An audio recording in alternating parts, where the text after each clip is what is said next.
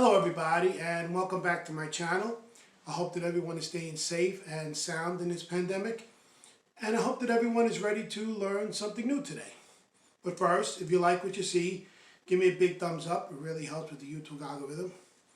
Hit that bell notification so you know my videos come out. Generally between 3 and 4, but other times on different occasions. Like this one will be out later because this one is going to be set to a premiere. And please subscribe to my channel. Help me out by giving me more subscribers, and I will reward one random subscriber with $20 when I reach 200 subscribers. I'm getting close, but I'm just trying to get there faster. Okay, so today we're doing something a little different. Like I said, this is going to be a premiere. So, in a premiere, you can actually talk to me while you're watching the video, if you do it at the same time I'm premiering it.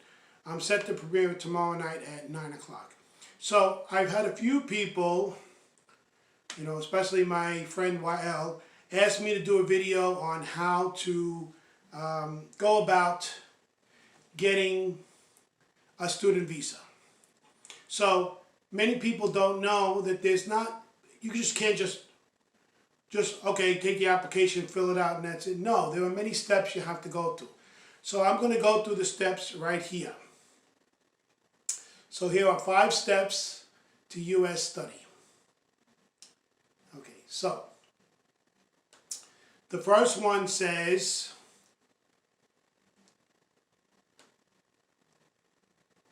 research your options. The first step, let me make this bigger because I know it's going to be probably hard to see. Okay. The first step to studying in the United States. Yeah, it's big enough now. The first step to studying in the United States is researching your options to find a college or university that best fits your needs. You shouldn't try to match yourself to the school, but rather find a school that matches you and your priorities and long-term goals. So, for instance, if you want to go for ESL, you go one way. If you want to go for other college courses, you have to go a different way. Remember that no official ranking system exists for colleges and universities in the United States. The best college or university is the one that is best for you and meets your requirements, academic, financial, and personal. At least 12 to 18 months prior to the academic year in which you hope to attend a U.S. college or university, you should begin your research. Start by answering these basic questions and looking at the more specific Define Your Priorities pages under Levels of Study in the section. Why do you want to study in the United States? Where will you fit in best? Which colleges or universities will meet your needs? Will you need financial assistance? What are the application and financial aid deadlines? Where do you want to live in the United States? So choose your level of study. Example, undergraduate, graduate, English language, to learn more about researching your options. Keep in mind that the schools you apply for must be certified, this is important, by the Student Exchange Visitor Program. You can find a searchable list of certified schools on the Department of Homeland Security study in the state's website.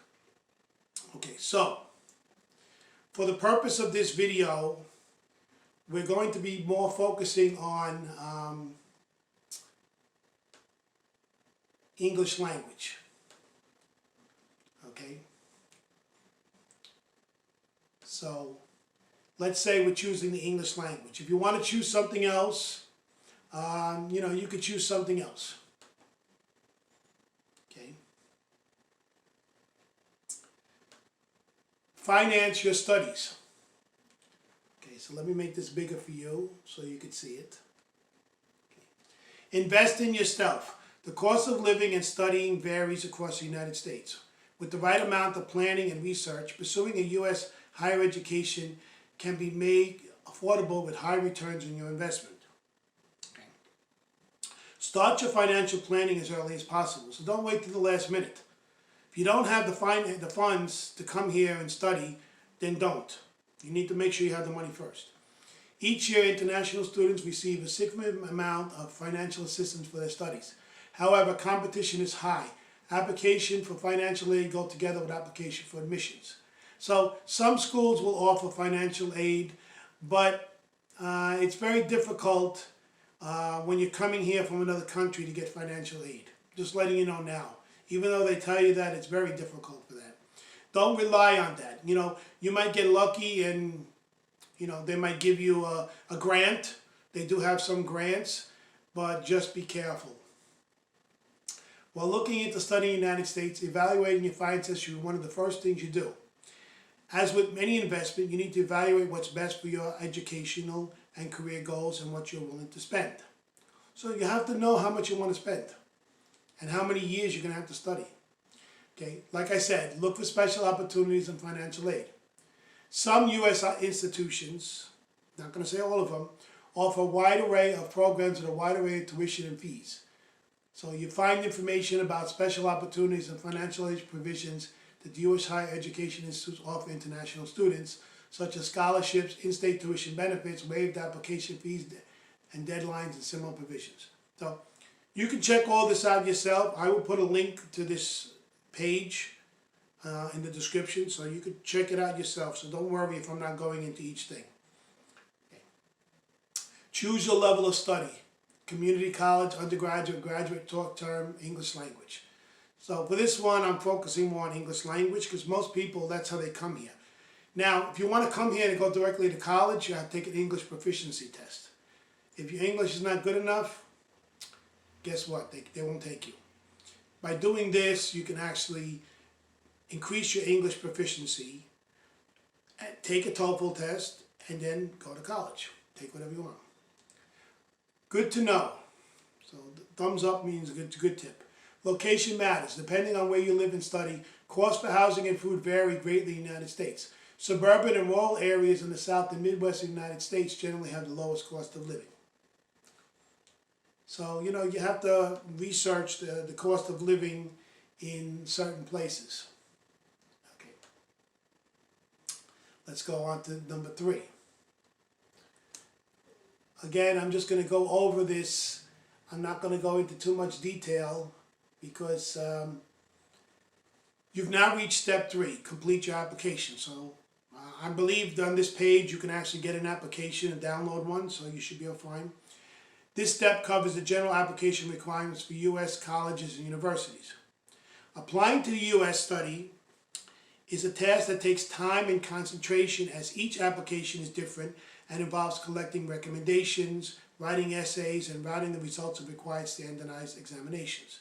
So sometimes you have to write things like that, sometimes you don't. It depends on the application.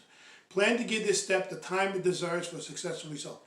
Make sure you fill out the application completely and make sure you double check it and triple check it. Because if the application is wrong, you wasted your time.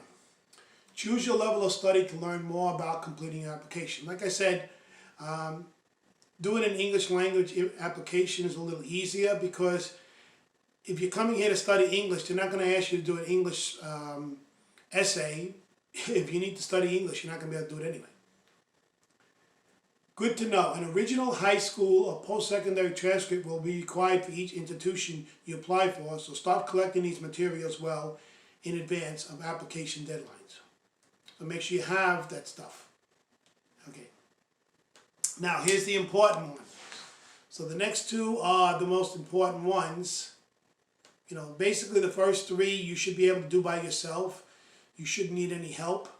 Okay. With these, you're going to probably need some help. Okay, so you've now reached step 4, applying for your U.S. student visa. This step will cover F, J, and M student visa types. So there's different types of visas. You have to know which one you're doing. Okay. Information pertaining to visas and travel can be found on the U.S. Department of State Bureau of Consular Affairs website and the U.S. Department of Homeland Security study in the States. So you could click on this link later. You know, like I said, I will be giving you the link to the page above that I'm using. Okay, you could do this by yourself, but I'm going to be giving you extra information. Choose your level of study to learn more about applying for the visa.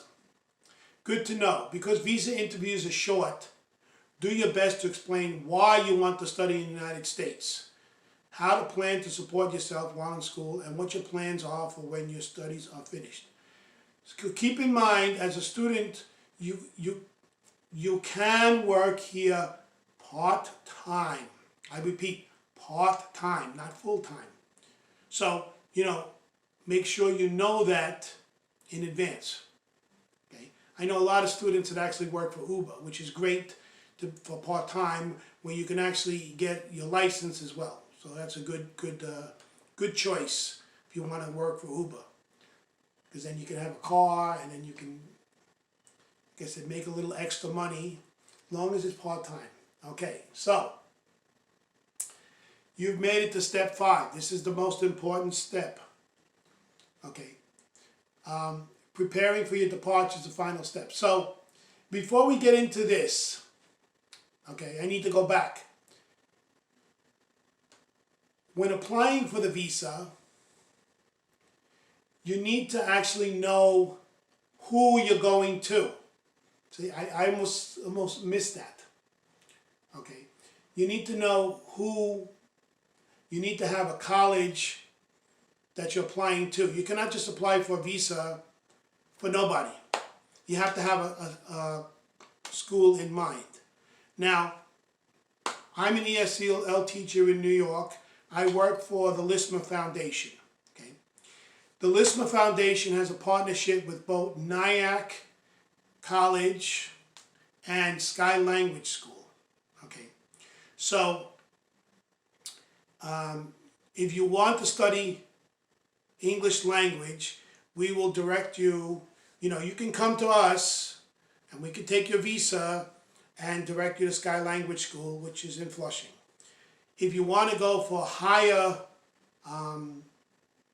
study, like college level study, we can do the student visa for Nyack College, because we have a partnership with them, okay, where you can go there. First step is to contact the school, which is my school, which is Lisma, okay, L-I-S-M-A. Now, mine is in Long Island City. They have a few places in, they have one in Manhattan and one in Flushing, but mine is actually the one that's associated with the other 2 colleges. Okay, I will put that in the description so you can check that out. I'm I can vouch for them because I'm the ESL teacher there. So, and I dealt with people from many different countries. I've dealt with people from China, Korea, India, Pakistan, Egypt, Turkey, Japan, the Philippines, Angola, Afghanistan, Brazil, many different South American countries. You name it, I probably had students from that country. Okay. So here's the last step before your departure. Okay, if I can get my let me make this a little bigger. Okay, so this is some stuff that you might need to know. Key components of this final step include making your leave travel arrangements, attending a pre-departure orientation at your local Education USA Center or online. So they might have the orientation, gathering pre-departure materials like the stuff you need and documents for arrival, as well as reporting to your school and attending orientation. So the school will actually have an orientation. Like my school has an orientation before they start for every student. Check your new institution's website for additional pre-departure information. So once you hook up with a school, they will have information there. That will be more specialized and have information about health insurance. You can get health insurance here on a student visa. Okay, they will give it. Average local temperatures throughout the year. So you have to know what the temperature is. I had a student come here from Brazil with all summer clothes. She didn't realize in the winter it got cold. So, make sure you know that. Local transportation options, housing, and more. So here we have buses, we have trains, we have taxis. Getting around here is not a problem. Okay, housing, we have plenty of housing. Just be careful because the prices here can be a little higher maybe than your country or maybe not. Attend pre-departure orientation. Now, The reason why they want you to do this is to acclimate you or get you used to where you're going. Education USA Advising Centers organizing pre-departure orientation for students getting ready to depart for the United States. So they do it, other places do it. Education USA advisors and US alumni provide information and resources that will help you prepare for new experiences and develop skills to adjust to new challenges. Topics discussed include cultural differences. So you have to, understand the cultural difference. What we do here may not be okay to do in your country, so you have to understand that there are cultural differences. I know that because I'm, familiar with all different cultures. Motivation, changes from your home environment. Trust me, you will be homesick. Okay, that's why the best thing to do is to choose a school that actually has other students coming from where you're coming from, because it'll help you at least ease in slowly. Academic systems and expectations, housing and coping in a new cultural setting. Contact your closest educational U.S. Advising Center to attend the pre-departure orientation. Now, I don't mean to brag, but the most important thing when you're going to a school is the teacher. Okay, I cannot stress this enough. I've gone to college and all that stuff. I had a class where I actually had a grad school student teach the class. He couldn't answer the questions. He had to ask me. Of course, I got an A+ in that class because I knew more than the teacher. My point is that you want to have a teacher who's experienced. Okay, I have over 20 years experience dealing with different cultures. So, going to my school where we're familiar with all different cultures is a good choice. Now, I'm not saying you have to go through my school.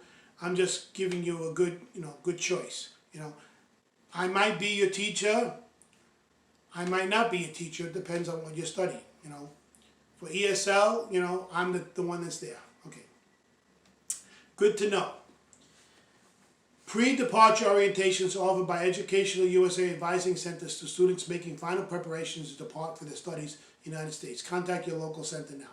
So a lot of places do that. Okay. So this website is called educationusa.state.gov. Like I said, I will put a link in the description of the video so you can see it. I will put the link to my school, the page for my school, so you can contact the school if you're interested in going there, because they can direct you to the right place. I will put that in the description.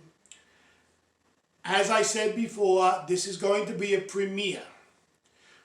So what it means is that when it goes up, I will actually be there when the video is playing. So I'm set to premiere it, I think, tomorrow night at 9 p.m. Okay, so here it's Friday. In other countries it might be Saturday when people don't work or maybe not working. You can actually chat live with me if you have any questions. Now, if you cannot attend the live premiere, that's fine. You can always watch the video later, and if you have any questions for me, just leave comments in the video and I will answer those questions later. I always respond to people in my comments because, that's what helps me, gives me ideas and stuff like that about what videos to do. And I will probably be doing another video in the future where I will focus more on the last 2 steps. The first 3 steps are basic steps. The last 2 are the ones that are important. Okay.